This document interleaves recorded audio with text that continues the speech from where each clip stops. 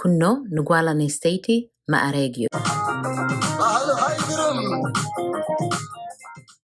Do you know you can tell your grandmother's age in that old picture just by looking at her hair?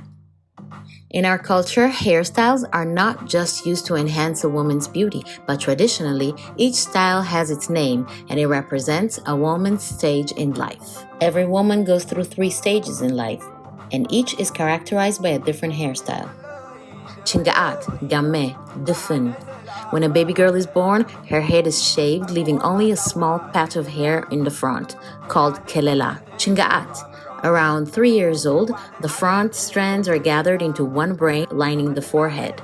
More braids are added as the child grows, so by the number of braids, one could approximately tell the girl's age. Chingaat rango, or cross. Rango is the patch of hair that grows below the shaved area, which becomes heavier as the years pass. This is said to give the girl a more ladylike posture as the chin and chest are pushed forward by the increasing weight of the hair. Once she reaches 7 braids, she is ready for engagement and for her hand to be promised in marriage. She's a gorzo. Gamme. Parted in the middle, hair is divided into 4 or 5 small braids on the left and right, and the rest of the hair is braided towards the back. Gamme is worn by engaged girls between the age of 14 and 20. After marriage, girls still wear gamme, but they start braiding the hair growing in the shaved spots to the back. And this particular style is called dufun gamme.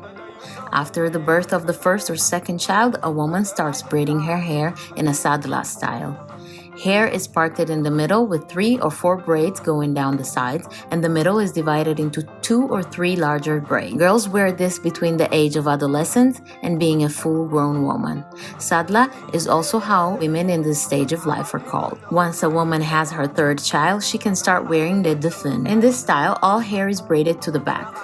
The name dufun comes from definato, meaning she covered all the stages. This style is the one women wear for the longest time in their life, and it has many variations. Segem, shiblalo, shirbe, gilbich. The very thin braid starting from the middle of the head and parting at the forehead is called sergeta. This has mostly a decorative function, and it is probably used to disguise their spacious foreheads.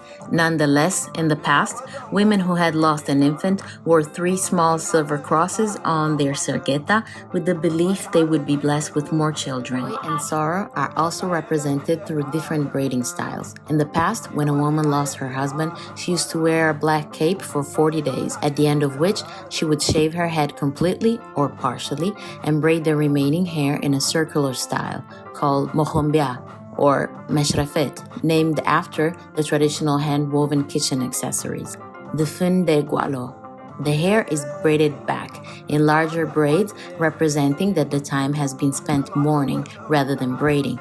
This style is also common during labor and childbirth, as expecting mothers do not have the time for braiding. Women over 30, closely related to the departed, often also wear their dufun with the edges turned towards the inside evenly, symbolizing the act of turning inwards during a time of major pain and grief. These braiding styles prevent the hair from swinging, which on the contrary is considered a display of joy and happiness. That's why during joyous celebrations like graduations, weddings, or religious holidays, women often choose styles like albazo.